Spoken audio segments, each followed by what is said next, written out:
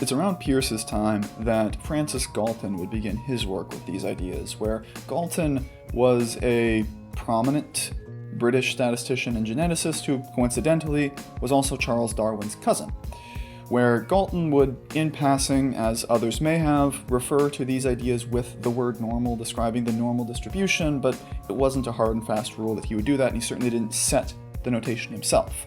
That would actually come specifically from a student of his, Karl Pearson, who worked to make the reference of the distribution as being normal or standard normal, as we'll describe later, and this would be helped along in getting set as the standard by a peer of his and another student of Galton's, Ronald Fisher, where, as I said earlier, we can kind of think of Galton, Pearson, and Fisher as the three godfathers of modern statistics and probability theory, at least in the West, because a lot of the ways that we talk about stats, a lot of the notation we use, a lot of the designs we use, either comes directly from them or comes through them in the way that they approached these problems.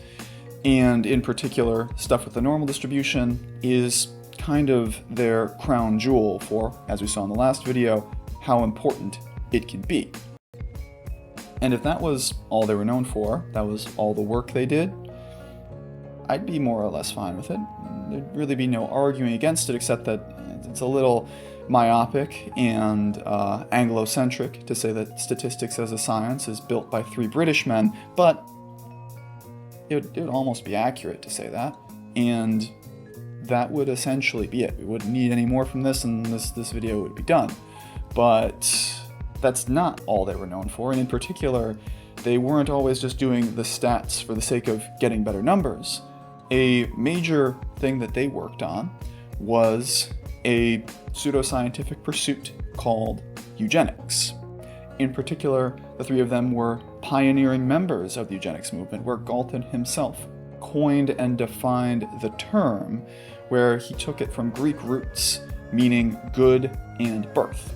So for those of you that either have forgotten about what eugenics is, need a refresher, or that maybe haven't even heard of it, eugenics was essentially a school of thought built around the idea that in order to improve the stock of the human race, in order to make human beings the best they could be, we should seek to breed the best traits of humanity into the gene pool and remove the worst traits from the gene pool.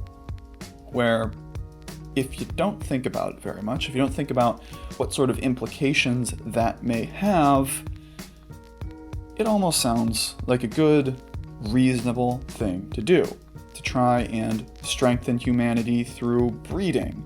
But it gets pretty clear very quickly what exactly this sort of thought process meant, what exactly it led to.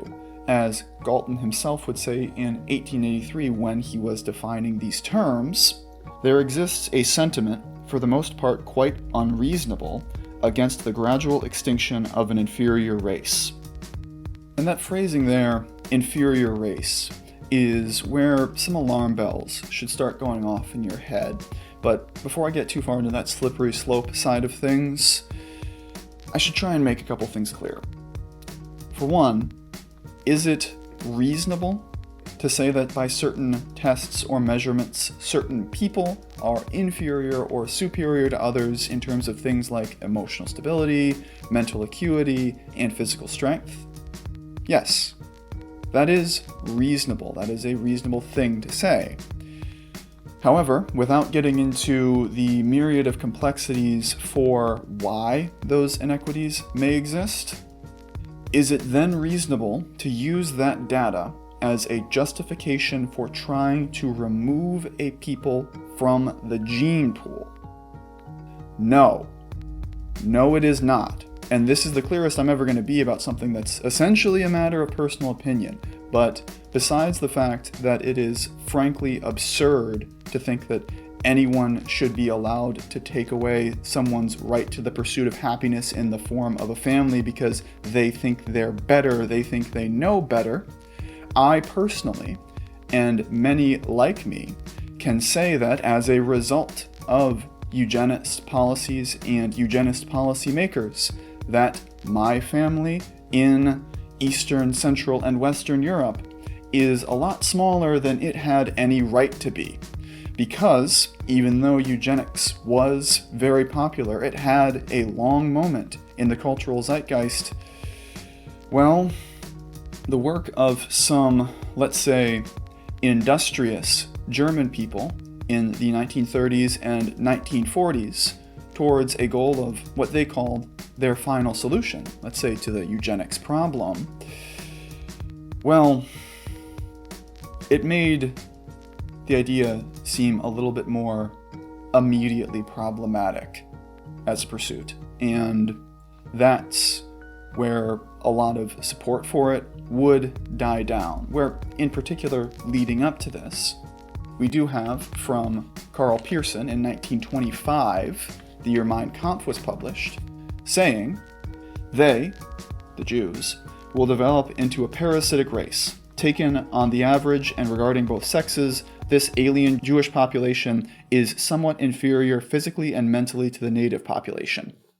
Where some might think about eugenics and say to themselves, hey, it's a slippery slope to assume that we will do all of the things that the Nazis did if we follow these ideas. But to that, I say, if you're going skiing, the slipperiness is already the point.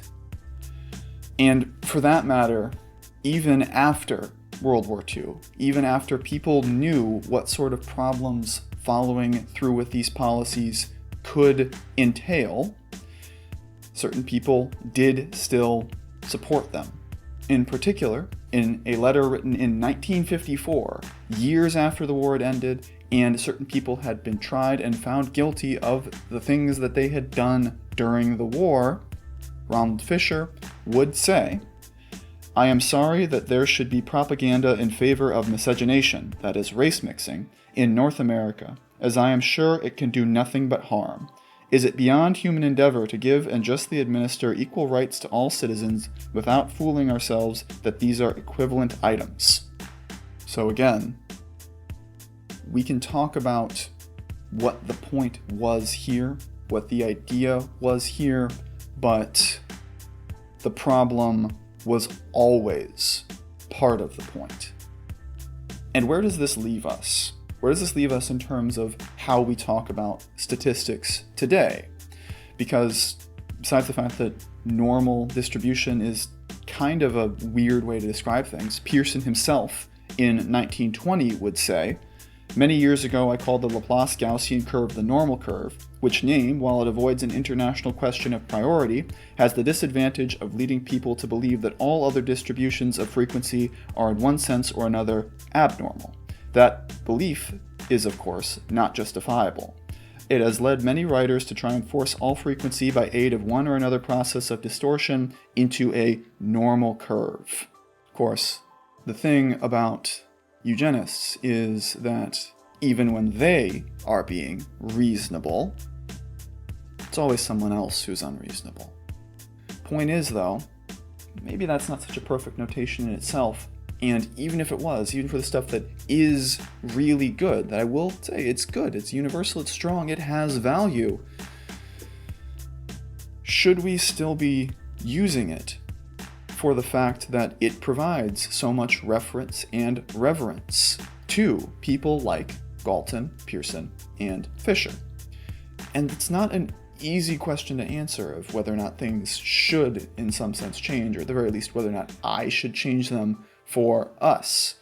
Because if I were to go ahead and say, okay, I'm not calling these things standard deviations, I'm not calling these things the normal distribution, I'm not calling that the median, throw out all of their notation, well, that would put all of you in a completely ridiculous situation over my personal beliefs. Because if you wanted to take this class again, if you wanted to help someone else with this class, you wouldn't be able to do very much for them because all the names would be wrong. If you want to go on with this stuff, if you had to do more statistical research later, you'd be off on a bad foot because all of your names would be wrong. And in general, the entire purpose of notation, as I said, is its universality. So if I gave you a notation that is unique to me, it would be completely worthless. There are some things I can be a little bit more flexible about, like calling the normal distribution Gaussian, maybe a little bit more, but even in this class, it would put you all in an unfair situation because you'd be working on homework, working on problems, working on exam things that would expect you to talk about it in a way that I'm not, and it's just not a reasonable thing to do to you all. However, I also don't think it is reasonable to present this information as just being, that I could just show you all of this stuff without giving any of this context as well, to just say that these things are true and that these things are not in any way problematic. Because knowing this information, I do have some reservations about what it might have meant when a person like Pearson described someone as too many deviations away from normal. What sort of implications that might have had for that person as well. And